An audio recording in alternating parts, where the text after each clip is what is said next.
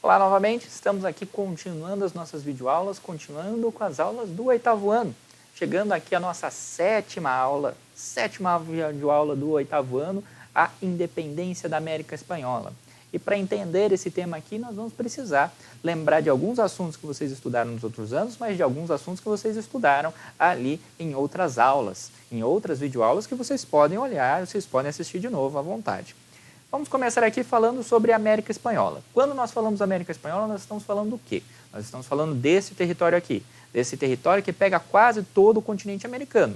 O que não está na América Espanhola? O Brasil, que é a América Portuguesa, colônia portuguesa. Nós temos aqui as 13 colônias, que vão ser 13 colônias inglesas, que vão dar origem aos Estados Unidos. E nós temos o Canadá. Todo o resto faz parte da América Espanhola. Quando nós falamos, então, da América Espanhola, nós estamos falando de um território que os espanhóis começaram a conquistar a partir dessas ilhas aqui, a partir dessas ilhas do Caribe que ficam ali na América Central. A partir das ilhas de Porto Rico, a ilha de Cuba, e a partir dessas ilhas eles vão ali formando o seu território, eles vão conquistando, eles já vão ali descobrir ouro nessa região aqui, vai aumentar o interesse dos espanhóis e a partir da conquista dessa região aqui, eles vão fazer expedições para o interior do continente, procurando ouro e prata, procurando algo que enriquecesse a coroa espanhola, mas algo também que justificasse esse enorme investimento que era fazer uma frota de navios, atravessar o Atlântico, passar ali meses atravessando o Atlântico para chegar aqui. O que nós vamos ter aqui, então, são expedições para o interior do continente. As duas mais famosas vai ser a expedição de Hernán Cortés, que vai vir aqui para a região do México e vai conquistar o território dos astecas, vai conquistar o Império Azteca. E nós vamos ter aqui a expedição de Francisco Pizarro, que vai ali conquistar o território dos Incas. Essa importância essas duas expedições vão ser muito importantes justamente porque tanto os incas como astecas tinham, por causa da sua religião, acumulado uma grande quantidade de ouro e prata. Então, quando os espanhóis chegaram nessas duas regiões, eles encontraram montanhas de ouros e pratas justamente nos templos, justamente nas igrejas, nesses templos sagrados dos incas e dos astecas, no qual eles cultuavam seus deuses.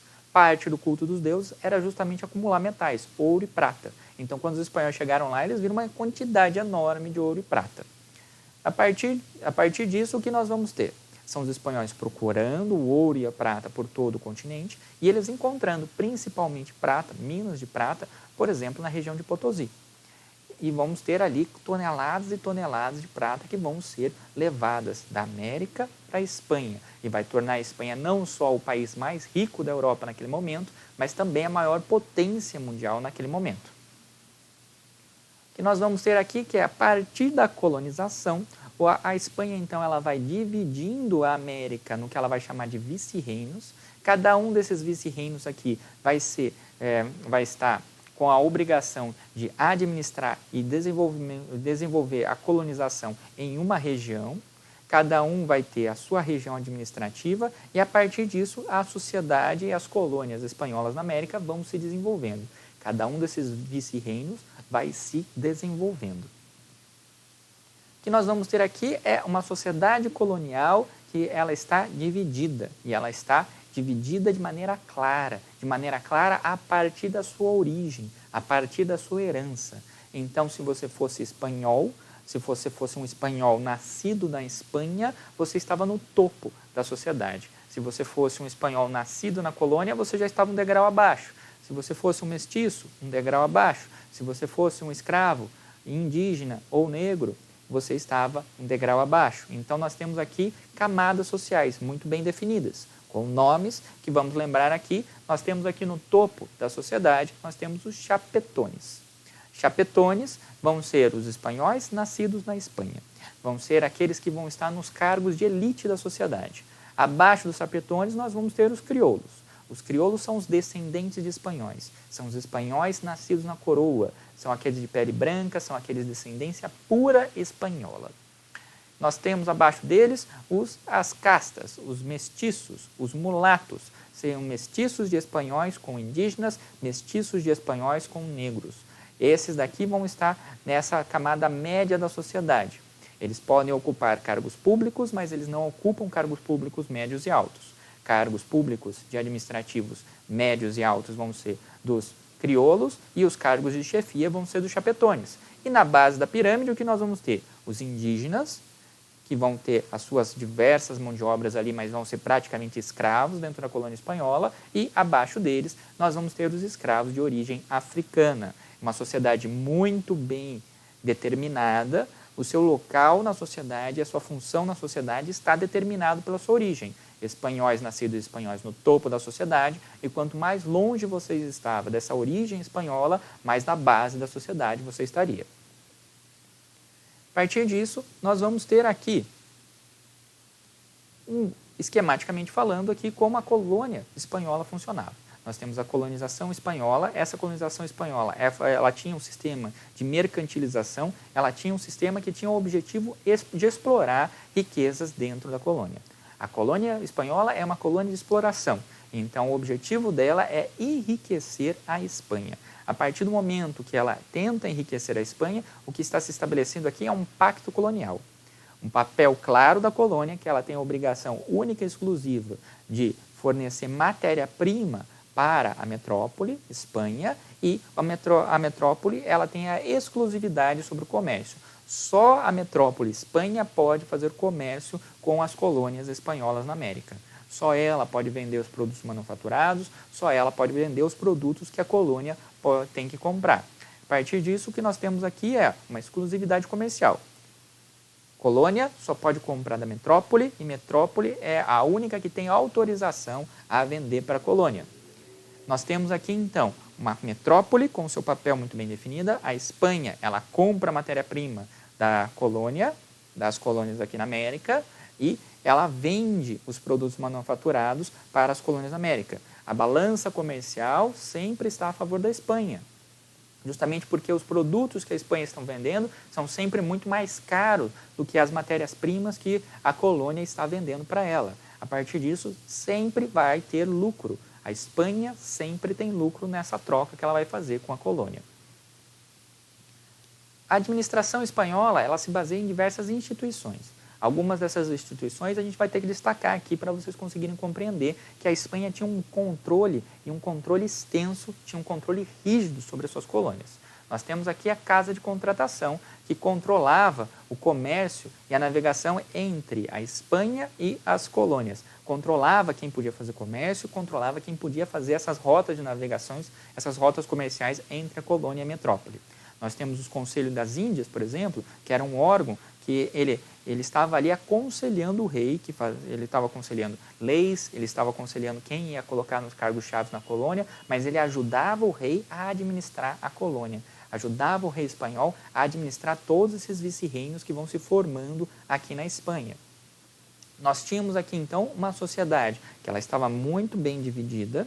Essa sociedade aqui, ela tinha seus cargos preenchidos pelos chapetones no alto, ela tinha os crioulos preenchendo os cargos altos e médios que sobravam, nós tínhamos os mestiços na camada média da sociedade, geralmente trabalhando para os crioulos e para os chapetones, nós temos os indígenas trabalhando como mão de obra, principalmente nas minas e principalmente na agricultura, e nós temos os escravos africanos trabalhando na agricultura e nas minas também.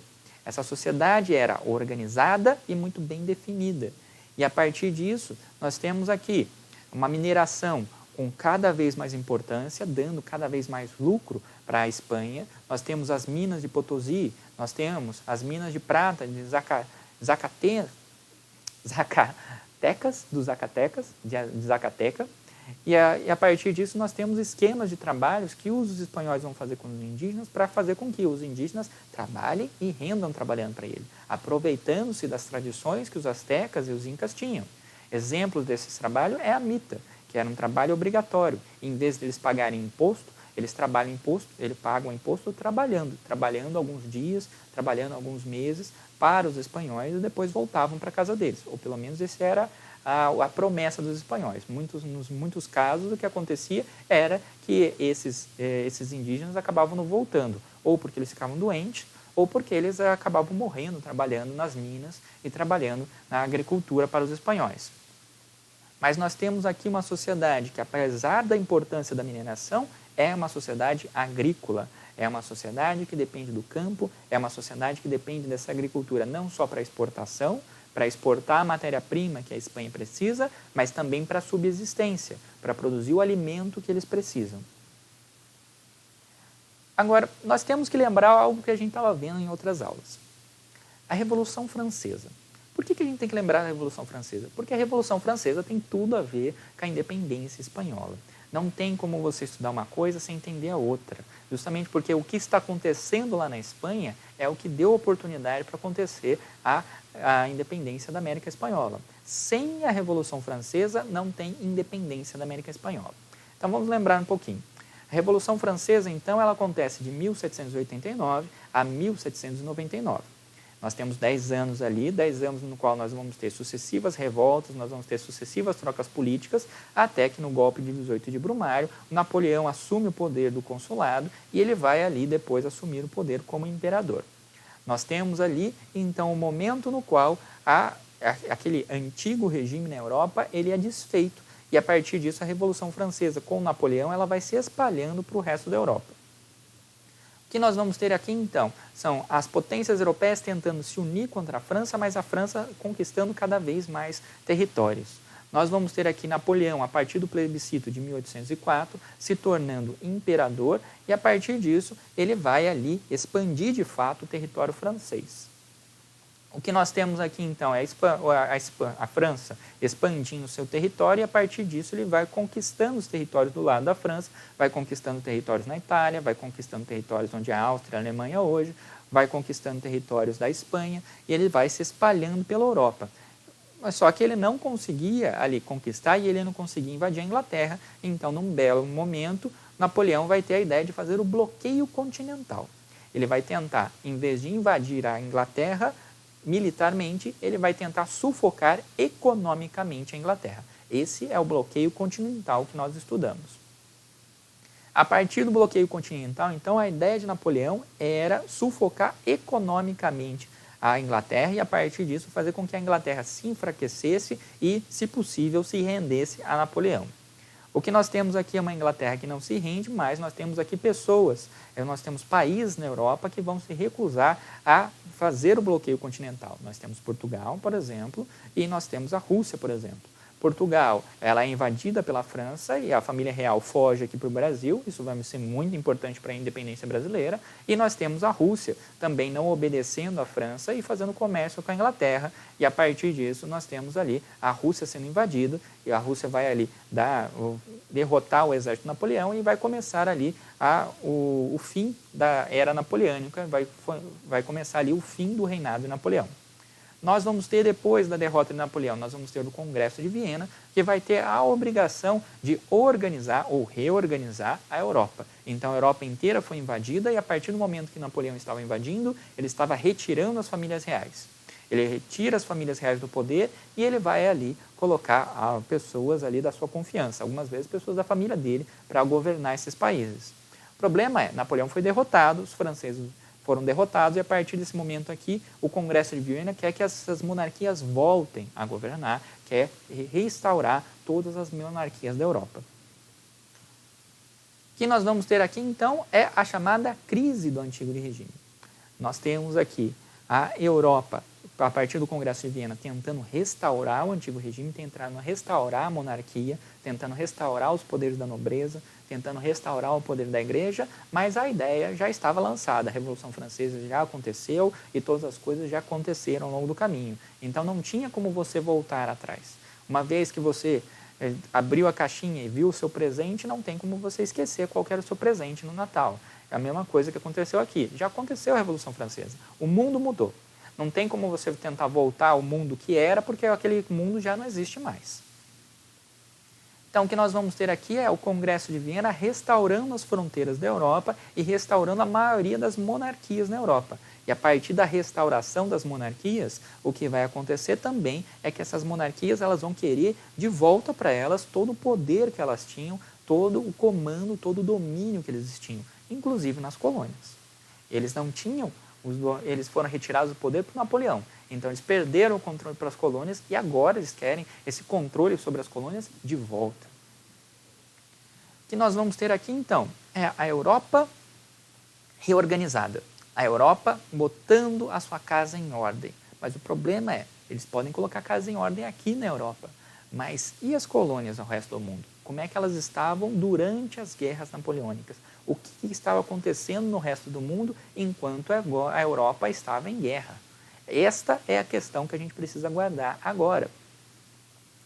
Justamente porque o que nós vamos ter na Europa é a formação de blocos e uma tentativa das monarquias de segurar o poder. Nós temos a Santa Aliança aqui. As monarquias mais poderosas da Europa vão se unir, vão falar, se acontecer uma outra Revolução Francesa, nós vamos entrar em guerra imediatamente com esse país e nós vamos acabar com essa Revolução Francesa antes que ela consiga fazer o que os franceses fizeram. Então, nós temos aqui as monarquias querendo segurar o poder, querendo se reafirmar no poder o máximo possível, enquanto que no resto do mundo está acontecendo o quê? Essa é a pergunta. É isso que nós temos que responder hoje, é isso que nós temos que responder nesse capítulo. Na América Espanhola, então, o que nós vamos ter? Enquanto estavam acontecendo as guerras lá, a América Espanhola aqui estava sem comando. Nós temos aqui sem monarquia. Nós não temos aqui nenhum rei mandando. Então, esses vice-reinos, eles estavam administrando. Eles estavam se administrando de maneira autônoma. Não tinha ninguém mandando neles. Então, o que vai acontecer? A elite que estava aqui na América colonial, ela estava mandando sozinha. Ela estava fazendo as coisas sozinhas, sem o auxílio do rei e, melhor ainda, sem pagar os impostos do rei, porque não tinha mais rei. Então, o que nós vamos ter? Todos esses vice-reinos aqui, todos esses países aqui, eles estavam se organizando sozinhos, sem o auxílio do rei, sem pagar imposto para o rei, por anos, enquanto o rei da Espanha foi retirado e Napoleão estava no poder na Espanha. Então, nós temos esses vice-reinos aqui, todos esses vice-reinos fazendo comércio com quem eles quiserem, se desenvolvendo da maneira que eles quisessem, sem ninguém mandar neles, sem ninguém falar nada para eles, sem ter que pagar imposto nenhum, sem ter que mandar uma quantidade enorme de ouro todos os anos para rei nenhum. A partir disso, então, nós vamos ter um contexto. Vamos tentar organizar as informações aqui do que a gente viu. Do século XVIII, então, esses 1700 levar e fumaça, qual vai ser o contexto que a gente teve até as guerras de Napoleão? Nós temos um grande crescimento demográfico, não só na Europa, mas também na América. Nós vamos ter um crescimento da produção, nós vamos ter ali cada vez mais a produção industrial dos países crescendo, nós temos ali a Revolução Industrial começando e crescendo de fato, os países se desenvolvendo, e nós temos aqui um crescimento no comércio internacional, um comércio internacional mesmo. Os países estão ligados entre si, nós temos rotas comerciais pelo mundo inteiro agora, e nós temos agora um mundo que está começando a se globalizar, a formar um comércio que é global, que envolve o mundo inteiro. Nós vamos ter aqui Portugal e Espanha. Eles não dominam mais o comércio local, o comércio colonial. Portugal e Espanha tinham um pacto colonial, mas a partir, principalmente, do enfraquecimento desses dois países, mas Napoleão, a partir do momento que Napoleão invade Portugal e Espanha, o que vai acontecer é que Portugal e Espanha não conseguem mais controlar o comércio com a colônia. Então, o pacto colonial deixa de existir. A colônia vai passar a fazer comércio com quem ela quisesse. E a colônia fazendo comércio com quem ela quisesse, ela vai começar a experimentar produtos e ela vai experimentar ideias de todos os lugares do mundo que vão passar a vir para a colônia, e não mais só da Espanha. Nós temos aqui ideias e produtos de todo o mundo. E a partir do momento que essas colônias têm contato com ideias da França revolucionária, têm contato com ideias da Inglaterra, têm contato com ideias, por exemplo, dos Estados Unidos, que estavam se tornando independente, não tem como você colocar de volta na caixinha e vai falar assim, o cara não sabe o que está acontecendo no resto do mundo, não sabe o que foi a Revolução Francesa, não sabe o que foi a independência dos Estados Unidos. Nós temos aqui a política de expansão do Napoleão Bonaparte. O Napoleão Bonaparte, então, ele vai ali de 1808, 1813, ele vai ocupar todos os países. E a partir do momento que ele ocupa todos os países da Europa, o que acontece então é que a Espanha fica sem reino, mas também boa parte dos países da Europa vai ficar sem reino. Então, todas as colônias, não só nas Américas, mas na África e na Ásia, elas vão ficar num momento no qual nós temos um vácuo de poder, ninguém está mandando nelas. Justamente porque as famílias reais elas tiveram que fugir ou foram mortas por Napoleão.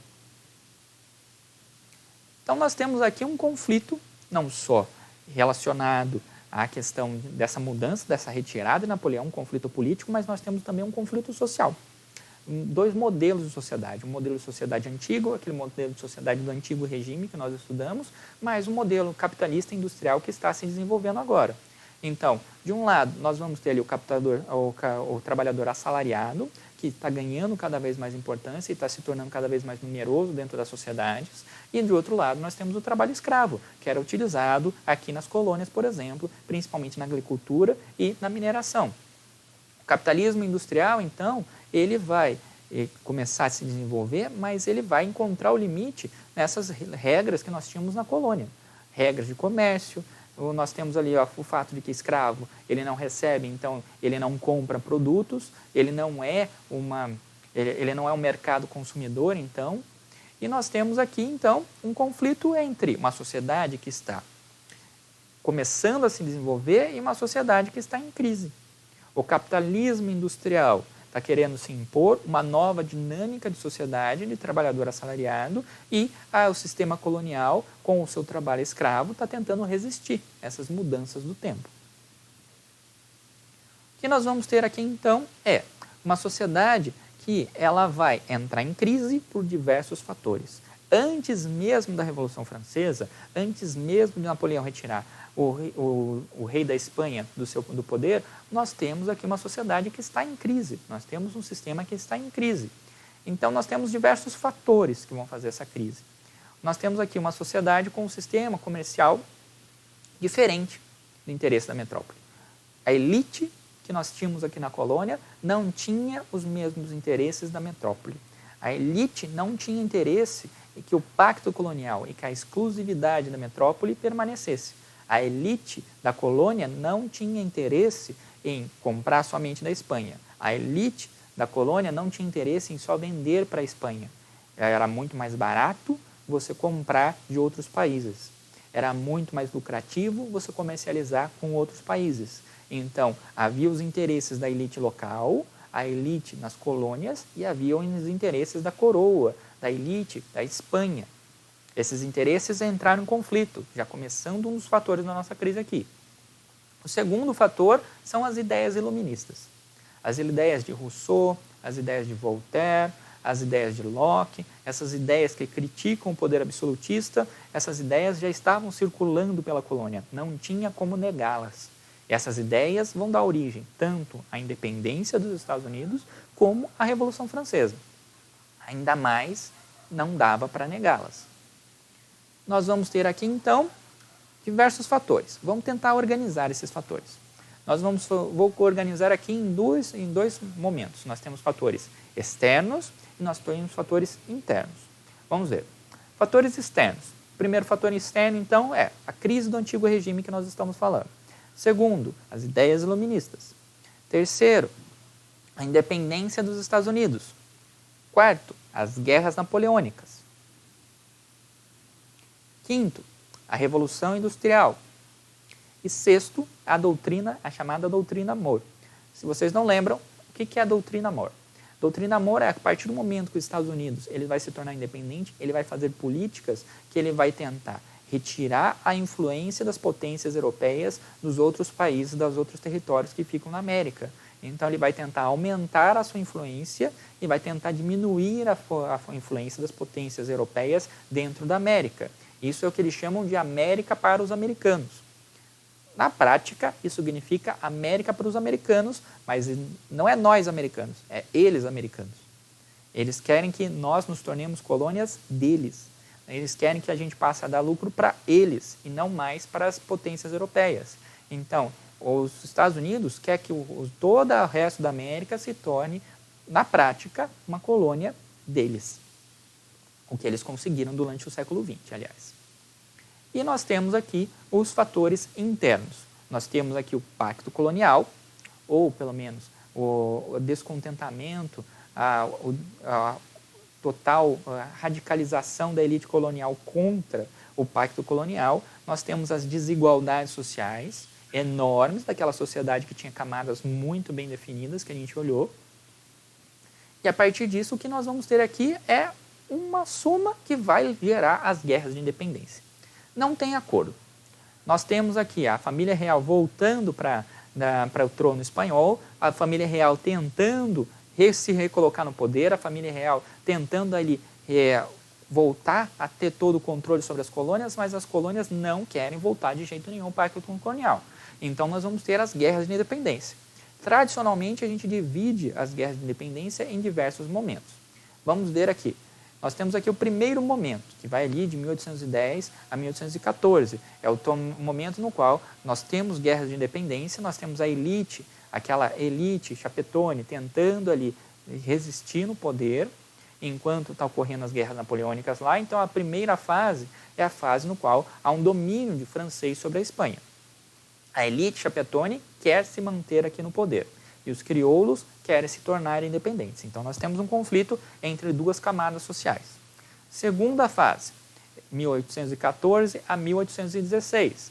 Nós temos a restauração da monarquia espanhola. E a partir da restauração da monarquia espanhola, a monarquia espanhola quer reativar, quer reaver o poder que nós tínhamos aqui sobre a colônia. Então ela tenta colocar uns panos quentes aqui, ela tenta falar, não, nós voltamos ao poder, agora a gente volta tudo como era. As colônias que já estavam em guerra, ou já estavam em processo de entrar em guerra, não querem nem saber e continuam a guerra de independência. Nós temos aqui, então, a terceira fase, 1816, 1824. Nós temos aqui as vitórias de independência e o momento, o processo de reconhecimento da independência das colônias na América. Essas fases, então, vão demonstrar que nós vamos ter ali um processo. As colônias elas vão começar, em sua maioria, a ter uma guerra durante o domínio da França sobre a Espanha, mas, mesmo com a restauração da monarquia espanhola, eles vão continuar esse processo de independência até conseguir fazer esse processo de independência até ali mais ou menos 1824. Praticamente todos os países, todos os territórios na América já se tornam independentes ou já têm sua independência reconhecida. Vamos lembrar então como é que era a sociedade espanhola que nós vimos. Nós temos aqui os chapetones, que eram espanhóis, nascidos na Espanha, que eram mandados para cá para trabalhar nos cargos de chefia, nos mais altos graus da colônia. Eles eram 1% de toda a população. Então, esses espanhóis que estavam aqui para representar o rei, eles eram nem 1% da população, então eles formavam uma população muito pequena. Eles tinham ali o mando da população, mas eles eram uma população, eles mesmos eram um grupo muito pequeno. Nós temos ali os crioulos formando um grupo que eram de descendentes de espanhóis, espanhóis nascidos aqui na colônia, que formam ali cerca de 13% da população. Um grupo maior, mas ainda assim um grupo pequeno. Nós temos ali os mestiços de espanhóis com negros, de espanhóis com indígenas, cerca de 27%. E nós temos ali índios e negros formando 58% da população. É uma população que está distribuída e esses espanhóis que controlavam aqui, eles eram 1% da população. Eles eram uma camada muito pequena da população. O que nós vamos ter aqui, então, é a elite crioula tentando eliminar esses chapetones do poder. O que nós vamos ter aqui, então, é essa elite crioula, esses 13% aqui, tentando eliminar os chapetones do poder.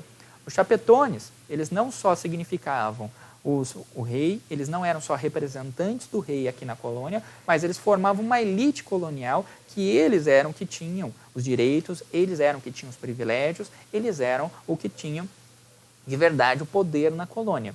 Então, quando os crioulos tentam eliminar os chapetones, o que eles estão tentando fazer, então, é que, na prática, eles virem os chapetones. Quais eram o interesse deles, então?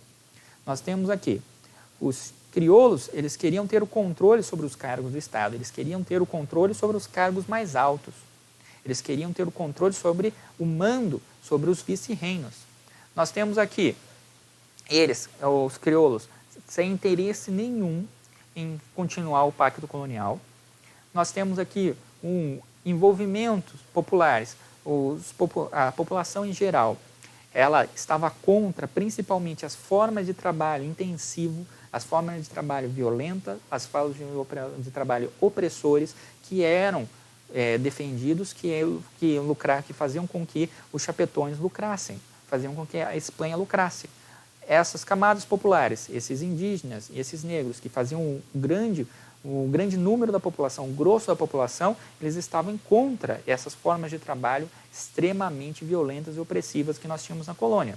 Então, nós temos aqui um momento no qual nós temos crioulos e o resto da população, crioulos, mestiços, indígenas e negros, contrários aos interesses dos chapetones. Só precisava de uma oportunidade. Qual foi a oportunidade? Justamente a tomada da Espanha por Napoleão. Essa foi a oportunidade que crioulos, mestiços, indígenas e negros necessitaram para retirar os chapetones do poder. A partir disso, nós vamos ter, então, a guerra por toda a América. Nós vamos ter o México, na região do México, desde 1810, nós já vamos ter movimentos pela independência. Esses movimentos da independência no México, nós vamos ter aqui esse movimento que vai sair do México, mas ele vai se espalhar pela América Latina como um todo.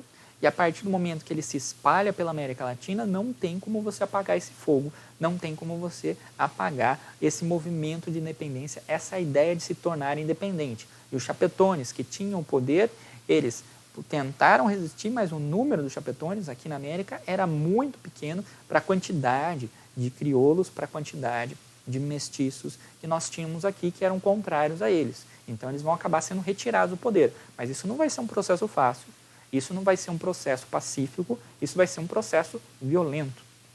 Nós temos verdadeiras guerras de independência.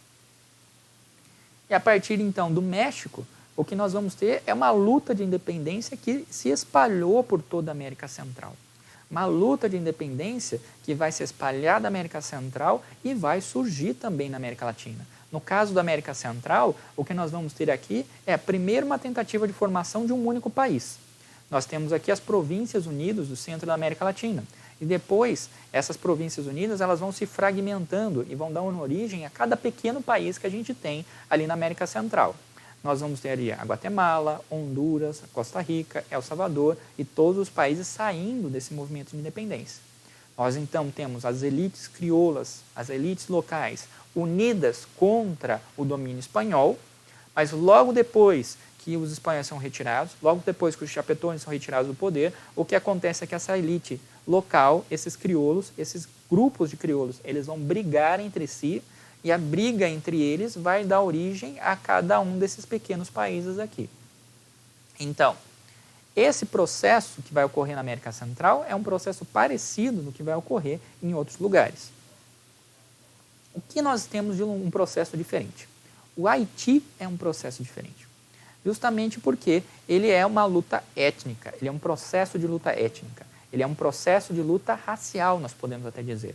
Justamente porque nós temos ali uma tentativa de revolução que já vem ali de 1791.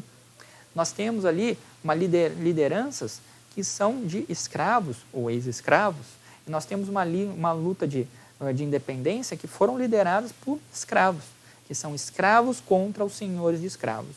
O Haiti é o medo da elite colonial. Aquilo que estava acontecendo na ilha do Haiti é o medo que os crioulos têm em relação ao resto da América Latina.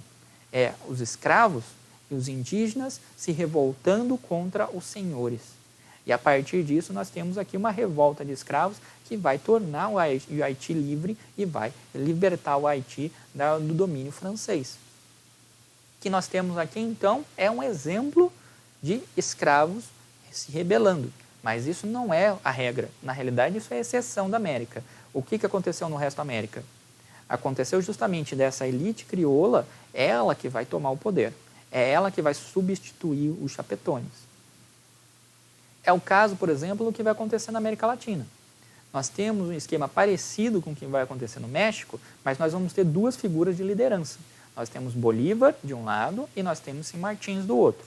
Bolívar vai organizar um exército e vai libertar a Venezuela, e vai da Venezuela, lá no norte da América do Sul, indo em direção ao sul da América do Sul, libertando todas as regiões, libertando todos os países até chegar ao Peru.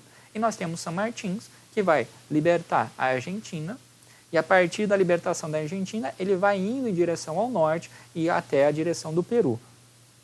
Que nós temos essas duas lideranças, então, nós vamos ter um movimento mais unificado, mas um movimento que tem uma centralização mais forte dentro da América do Sul. Esse movimento, ele vai ter forte apoio popular e ele vai fazer um movimento de libertação dos escravos. Vai ser uma característica, então, da América do Sul isso. Esse Bolívar, ele vai ser o cara que vai dar origem ao bolivarismo, que é citado, por exemplo, por Hugo Chávez, ou é citado infinitamente e errado, inclusive, por inúmeras pessoas na internet. O que é o bolivarismo? O bolivarismo é esse sonho que Bolívar tinha. Esse sonho de você formar um país único, de pegar todas essas colônias espanholas e formar uma superpotência, formar um processo parecido com o que aconteceu nos Estados Unidos, no qual as 13 colônias se uniram em um país que depois vai se tornar potência e depois vai ser um rival das potências europeias. Era isso que Bolívar queria para nós. Ele queria uma América única, uma América unificada. E a partir dessa América unificada, nós formássemos uma superpotência que pudesse ser um rival das potências europeias, que pudesse ser um país até mais poderoso do que as potências europeias. Um país que tivesse um enorme território, um país que tivesse enormes recursos naturais e um país que tivesse uma população unida pela língua, pela cultura, pelo fato de todos termos sido explorados pela metrópole Espanha, mas um país unido. Isso se chama bolivarismo. Se chama, então, esse sonho de uma América Latina unida. Uma América unida e poderosa contra esses rivais, contra esses exploradores, sejam essas pessoas que queiram explorar europeus ou sejam esses exploradores, por exemplo, os Estados Unidos. Mas ele quer uma forte oposição à Inglaterra, uma forte oposição aos Estados Unidos, uma forte oposição a essas elites locais que representavam os interesses dos Estados Unidos, representavam os interesses principalmente das potências europeias. Essa ideia, esse sonho de uma única América, esse sonho de uma América unida e forte, não vai dar certo. Vai ser proposto, vai ser feito, vai ser tentado, mas não vai dar certo. Justamente porque as elites locais queriam mais poder. As elites locais brigaram entre si e a partir das brigas das elites locais nós temos a formação de todos os países que nós temos na América do Sul. Então, o que vai acontecer? Nós temos ali, então, todo mundo unido durante as guerras de independência. Mas depois das guerras de independência nós temos ali uma pequena parte da elite briga, forma Venezuela, outra pequena parte forma Colômbia, outra pequena parte briga, forma Bolívia, outra pequena parte briga, o Chile, outra pequena parte briga, o Peru, outra pequena parte briga, a Bolívia, outra pequena parte briga, a Argentina. Mas cada elite, cada grupinho da elite quer o seu próprio território. E a partir disso, essa ideia ela vai sendo deixada de lado. Nós temos aqui o fracasso total da ideia no chamado Congresso do Panamá, no qual as elites tentam entrar em um acordo em comum, mas não conseguem, e nós temos a fragmentação da América nesses diversos pequenos países. O que nós temos na América, então, é um predomínio de novos países, mas esses novos países vão ser repúblicas. Não vamos ter novas monarquias, nós vamos ter repúblicas. Nós temos aqui uma fragmentação local, uma fragmentação territorial, no qual nós temos aqui as disputas, como características disputas entre as elites locais. Nós vamos ter essas disputas que vão gerar várias guerras entre os países da América Latina, inclusive. Nós temos aqui o envolvimento popular, as guerras de independência, principalmente na América do Sul, teve um envolvimento popular grande, tanto a população tentou defender o rei, tentou lutar a favor do rei da Espanha, como lutar contra o rei da Espanha. Mas você teve uma intensa participação popular. E a partir dessa participação popular, nós vamos ter aqui a formação do que a gente chama de caudilismo. Esse caudilismo são grandes donos de terra que vão ter poder econômico, vão ter poder político, mas vão ter também os seus exércitos, e a partir do momento que eles têm os seus exércitos, eles vão ser senhores e eles vão ter seu poder militar. Esses caudilhos vão ser a elite, eles vão ser aqueles que vão formar a nova organização social. E na prática o que aconteceu? Na prática aconteceu que esses crioulos, eles vão manter a mesma organização social que nós tínhamos antes. Qual é a diferença? Em vez de nós termos os chapetones no topo, agora nós temos os crioulos no topo. De resto, a sociedade colonial, a sociedade agora da América Espanhola independente, é a mesma. A única diferença, portanto, é que os crioulos retiram os chapetones do poder e eles substituem os chapetones. Agora, em vez de nós termos o crioulo no topo da pirâmide, em vez de nós termos o chapetone no topo da pirâmide, nós temos os crioulos no topo da pirâmide. Isso é a única diferença. O resto não mudou nada. Os negros continuaram sendo escravizados, eles foram libertos, mas na prática eles continuam escravos. Os indígenas continuam explorados, continuam com a mesma condição de escravos. E os mestiços continuam ali sem os privilégios. A desigualdade social, os problemas sociais permanecem, continuam. Houve as guerras de independência, mas mudou-se para não se mudar nada. Você muda para não mudar. A sociedade mudou, só retirou os chapetones. O resto não mudou nada. A partir disso, então, o que nós vamos ter aqui, então, é que todo esse território que pertencia aos espanhóis, pouco a pouco vai se tornando independente. E a partir dessa independência, então, nós temos todos os territórios da América Latina se tornando independentes. Todos esses territórios, ali entre 1810 e 1830, eles já têm a sua independência, seus processos de independência feitos e a sua independência reconhecida. A América já não está mais sob o controle dos espanhóis. A América Espanhola se tornou totalmente independente, mas ela se tornou uma colcha de retalhos.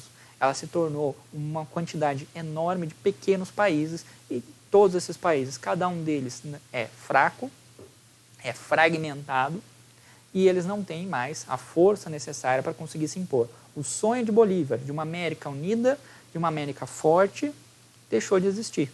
E esses países agora, eles vão ser disputados pelas potências europeias. Eles não estavam mais sob o controle da Espanha, mas comercialmente eles vão ser disputados e eles vão ser controlados agora pela Inglaterra, pela França e pelas outras potências da Europa. O grande debate agora é, a gente se tornou independente da Espanha, mas nós vamos se tornar independente mesmo? Ou nós saímos de ser colônia da Espanha para se tornarmos colônia de outras pessoas? É esse o debate que vai acontecer na América Espanhola, e isso que é muito discutido na América Espanhola. Essas colônias aqui, por exemplo, o México. O México hoje, com essa dependência enorme que eles têm dos Estados Unidos, ele de fato se tornou independente ou ele é uma colônia dos Estados Unidos? Esse debate vocês podem discutir entre vocês, vocês podem falar o quanto quiser, nós podemos pesquisar, nós podemos falar mais sobre esse assunto, inclusive. Mas por essa aula aqui, nesse básico sobre a independência da América Espanhola, nós ficamos por aqui. Se você ficou com alguma dúvida, se você quer fazer alguma pergunta, por favor, faça um comentário, me mande um e-mail, que eu respondo o mais rápido possível, respondo com o maior prazer. Até a nossa próxima aula, até a nossa próxima videoaula. Tchau, tchau!